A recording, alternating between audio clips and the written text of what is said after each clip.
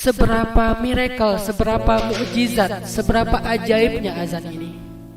Saya akan memulai dari sebuah hadis yang disampaikan oleh Rasulullah Sallallahu Alaihi Wasallam. Hadis ini riwayat Bukhari dan Muslim, muttafaqun alaih. An Abi Hurairah radhiyallahu anhu anna Rasulullah sallallahu alaihi wasallam qala, dari Abi Hurairah radhiyallahu an bahwa Rasulullah sallallahu alaihi wasallam bersabda, "Lau ya'lamun nasu ma fin nida was-saffil awwal thumma lam yajidu illa ay yastahimu alaih lastahamu alaih." Kalau seandainya manusia tahu apa yang ada di dalam azan dan shaf pertama, kemudian mereka tidak mendapatkan kesempatan itu kecuali dengan cara mengundi, maka mereka akan melakukan undian tersebut.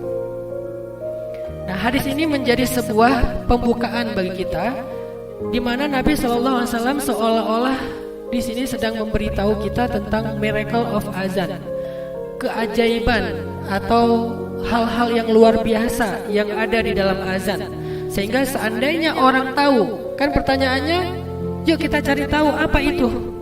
Karena kalau kata Nabi, lau ya'lamun nas, bukan lau ya'lamul muslimun atau mu'minun atau ahlul masjid, tapi lau ya'lamun nas, seandainya semua manusia. Artinya azan ini punya kebaikan yang terbuka luas untuk setiap orang. Bukan hanya kepada muazzin, tetapi kepada semua orang. Nah, malam ini kita akan membedah hadis muttafaqun alaih ini dengan ayat dan hadis-hadis yang lain. Apa sih yang terkandung di dalam azan? Apa makna dari azan? Apa hakikat dari azan? Apa filosofi dari azan? Apa pesan-pesan praktikal dari azan? Dan gimana cara kita mengamalkan semua keistimewaan yang dimiliki oleh azan? Dan nanti call to actionnya, biar kita nggak cuma ngaji seperti yang tadi udah disampaikan oleh Kakak Buni, maka kita kalau udah tahu apa yang ada di dalam azan, yuk kita sama-sama belajar azan. Tapi kan nggak semua kita muazin, Ustaz. Nah, kita belajar dulu nih tentang apa yang ada di dalam azan, sehingga kita emang layak banget untuk belajar azan. Dan belajar azan yang kita akan adakan di Masjid Nurul Falah di bulan Ramadan ini, karena kita ambil momentum Ramadan, punya goals, punya visi supaya menara-menara masjid di Indonesia itu terdengar suara-suara yang indah. Nah, niat kita adalah gimana caranya ketika sekarang orang mulai agak bimbang tentang azan, haruskah begini dan begitu, maka mudah-mudahan dengan tren yang kita bikin, azan ini menjadi yutimmu nuril Islam wa nurillah, menyempurnakan cahaya Islam, menyempurnakan agama Allah Subhanahu wa ta'ala. Yuk kita belajar azan. Nanti bagi yang beberapa udah bisa azan secara tajwid, nanti kita belajar azan ikonik, azan Indonesia, azan Mekah, azan Madinah, azan Turki, azan Palestina. Di antara semua azan itu yang paling saya suka itu azan Palestina. Karena azan Palestina itu iramanya itu kayak mau ngomong, wahai kaum muslimin, kalian kemana aja? Nih lihat Al-Aqsa nih. Seolah-olah dia mau ngomong kayak gitu tuh dalam iramanya. Dulu yang saya ajarin ke Muzammil bukan maqamat, filosofi maqamat. Apa filosofi Bayati, apa filosofi Soba, apa filosofi Hijaz dan seterusnya. Kita nggak belajar irama karena udah pada jago. Kita belajar filosofi irama. Nah, kita pengen itu dimulai dari Masjid Nurul Falah dengan momentum Ramadan tahun ini. Mudah-mudahan anak-anak muda di sini yang hadir malam ini menjadi semuanya man sanna fil islami sunnatan hasanah, yang membuat tren positif di dalam Islam. Itu hadis tren. Jadi kalau bilang dakwah kok tren, pahami dulu hadis-hadisnya. Hadis itu ada sekian juta. Salah satu di antara hadis sekian juta itu man sanna fil islami sunnatan hasanah. Siapa yang di dalam Islam itu membuat sebuah tren. Arti tren itu sesuatu yang diikuti. Contoh, kita contohkan belajar azan di bulan Ramadan, insya Allah nanti akan trending se-Indonesia. Nah, sekarang kita coba azannya yang kita trendingkan. Mudah-mudahan nanti di Masjid Nurul Falah yang azannya selain yang udah ada, kita tambahkan anak-anak muda juga supaya variatif. Maghrib azan Indonesia, Isya azan Makkah, subuh Palestina dong. Zuhur asar azan Eropa atau apalah gitu ya nanti. Yang jelas azannya itu variatif dan banyak yang insya Allah akan tertarik ke masjid. Oke, kita akan bahas tentang keistimewaan yang ada di dalam azan. Saya akan bahas dulu dari sejarah azan. Singkat saja bahwa azan ini baru disyariatkan menurut jumhur ulama, bukan ijma ya. Jumhur itu artinya mayoritas ulama bersepakat bahwa azan ini mulai disyariatkan pada tahun pertama Hijriah. Berarti di mana tuh? Di Madinah setelah Nabi berhijrah. Jadi ceritanya waktu Nabi berhijrah, program pertama yang Nabi lakukan di kawasan setelah hijrah itu adalah membangun masjid. Beliau hijrah, berhenti di Kuba, beliau bangun masjid yang kelak kemudian dikenal dengan nama Masjid Kuba. Kemudian dari Kuba udah ngumpul semua, lanjut masuk ke dalam kota Madinah, karena dulu Kuba tidak disebut sebagai kota Madinah. Setelah masuk ke kota Madinah juga yang pertama dilakukan Nabi adalah membangun masjid. Udah dibangun masjid oleh para sahabat, kemudian mereka bingung, ini gimana cara manggil orang ke masjid untuk sholat berjamaah sehari 5 kali. Ada yang ngusulin bikin api di atas bukit, kalau udah kelihatan api ke masjid. Wah, mirip majusi kata yang lain. Ada yang ngusulin pakai trompet, saksofon ya, Kennedy ya. Ternyata ini mirip dengan orang Yahudi. Wah, ada yang ngusulin pakai lonceng. Kalau lonceng lebih keras suaranya, katanya mirip Nasrani. Akhirnya disepakatilah kita panggil aja dengan kalimat as-salatu jami'ah. Belum ada azan. Jadi setiap waktu sholat, Bilal dipilih oleh Nabi. Nah pertanyaannya, kenapa Bilal? Bukankah ada Abdullah ibnu Mas'ud? Siapa dia? Sahabat yang bacaan Al-Qurannya persis Jibril. Persis Jibril. Jadi kalau mau tahu gimana bacaan Jibril, lihat Ibnu Mas'ud. Masalahnya nggak ada rekaman ya, nggak ada Spotify ya zaman itu ya. Kalau ada udah trending banget itu. Saking kerennya bacaan Ibnu Mas'ud. Kenapa nggak Ibnu Mas'ud? Kenapa nggak Usaid bin Hudayr? Sahabat yang kalau baca Quran awan ngumpul di atasnya. Coba yang gaya-gaya sekarang yang jago maqamat, coba baca Quran ada awan nggak di atas kita? Gak usah sombong deh, biasa aja. Paling banyak kan di like doang kan ya. Ini yang nge-like awan loh. Itu kan yang nge-like cuma cewek-cewek tuh. Ini yang nge-like awan. Keren mana coba? Awan nge-like sampai muncul di atas kepalanya Usaid bin Hudayr. Siapa lagi? Abdullah bin Abbas.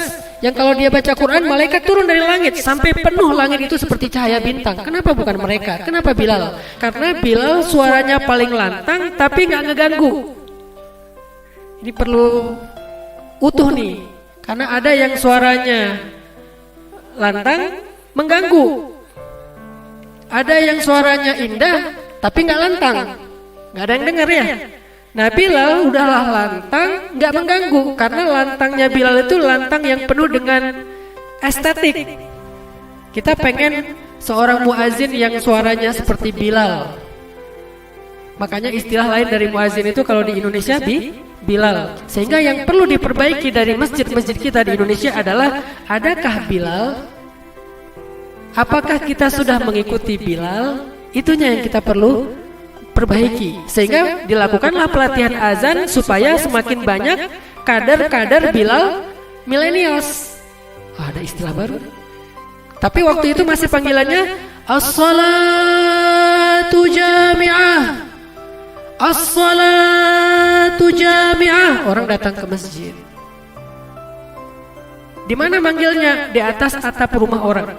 Karena dulu Nabawi belum ada menara, akhirnya Bilal mengumandangkan kalimat as-salatu jami'ah di atas atap rumah orang yang paling dekat dengan masjid. Kenapa kok di atas? Supaya terdengar sampai ke pinggir kota Madinah. Gak lama kemudian suatu malam seorang sahabat Abdullah bin Zaid bermimpi. Dalam mimpinya Abdullah bin Zaid melihat seorang laki-laki nenteng lonceng, lagi bawa lonceng. Sama Abdullah dipanggil, ala rijlik ya Abdullah, sebentar saya pengen ngobrol, kata Abdullah bin Zaid. Ada apa? Apakah kamu menjual lonceng itu untuk saya? Laki-laki itu menjawab, untuk apa kamu membeli lonceng ini? Kata Abdullah, saya akan pakai itu untuk memanggil orang datang ke masjid sholat berjamaah. Lalu laki-laki itu mengatakan, mau gak aku ajarin sesuatu yang lebih baik daripada suara lonceng ini? Kemudian Abdullah mengatakan, mau, apa itu? diajarkanlah teks azan oleh laki-laki tersebut kepada Abdullah di dalam mimpi. Ucapkanlah Allahu Akbar, Allahu Akbar, Allahu Akbar, Allahu Akbar, asyhadu an la ilaha illallah sampai la ilaha illallah. Diajarkan teks azan. Walaupun berbeda pendapat di antara ulama, ada yang 2, ada yang 4. Takbirnya, kemudian syahadat dan seterusnya. Tetapi intinya adalah teksnya seperti itu. Ketika bangkit dari tidurnya, datang sholat subuh ke masjid, Abdullah bin Zaid menceritakan kisah mimpinya kepada Rasulullah. Maka Nabi mengomentari mimpi itu dengan kalimat, sesungguhnya itu adalah mimpi yang benar. Maka ajarkanlah apa yang kamu hafal dari kalimat azan itu kepada Bilal. Yang mimpi siapa? Abdullah bin Zaid. Tapi diajarkannya ke siapa? Tetap Bilal. Dan Abdullah bin Zaid gak bilang, kan Rasul saya yang mimpi, kok diajarin ke dia? Bukannya saya yang perform? Kan ini liriknya saya yang dapat, saya yang perform dong. Enggak, disitulah para sahabat berlapang dada. Dan Allah memilih siapapun di antara hambanya untuk diberikan ilham yang baik. Padahal Allah kalau mau sangat layak kalau diberikan teks ini kepada Rasulullah langsung. Tetapi kenapa lewat Abdullah bin Zaid? Supaya semua sahabat itu punya rasa memiliki terhadap ibadah sholat dengan azannya. Bukan hanya dari Rasul, tapi dari kami kaum muslimin. Lalu Umar juga ternyata mimpi yang sama, cuman telat ngomongnya. Bukan ngaku-ngaku ya, Umar udah orang mimpi kamu juga sama. Enggak. Sahabat enggak ada yang sejurah itu, tidak ada yang seaib itu. Umar juga mimpi dengan mimpi yang sama. Umar ini memang orang yang sering banget dikasih ilham sama Allah. Bukan itu doang, udah banyak lah ilham-ilham yang keren yang Allah berikan kepada Umar. Ya Rasulullah, sesungguhnya saya mimpi dengan mimpi yang sama.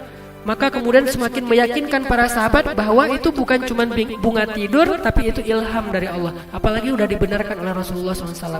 Diajarkanlah kepada Bilal. Sejak itulah azan kemudian disampaikan atau disuarakan dengan suara kalimat tauhid. Itu asal usul azan. Sehingga tidak bisa diganti, tak bisa ditambah kurangkan. Maka seperti itulah azan sejatinya sejak awal. Nah, para ulama kemudian mendefinisikan apa itu azan dalam konteks Islam. Kata ulama, al-azan huwa ta'abbudu lillahi bil i'lam bidukhuli waqtis salati bi dzikrin makhsus. Azan itu adalah ibadah kepada Allah. Azan itu sendiri adalah ta'abbud, ibadah. Jadi ya, azan itu bukan profesi. Azan itu bukan sebuah rutinitas. Tapi azan itu adalah at-ta'abbud lillah, ibadah yang dilakukan kepada Allah dengan cara i'lam, mengumumkan masuknya waktu sholat bidzikrin maksus, dengan teks-teks yang sudah dijelaskan secara khusus. Itu definisi azan. Jadi kalau sekarang kita jadi tahu, oh azan itu ibadah. Dan ibadah ini adalah ibadah yang kedudukannya sangat tinggi di mata Allah, sampai disandingkan dengan shaf awal. Jadi orang kalau mau dapat kebaikan dalam satu sholat berjamaah, di antara kebaikan yang banyak itu adalah azan dan shaf awal. Sehingga karena dia ibadah, maka sebelum kita azan, luruskan niat kita.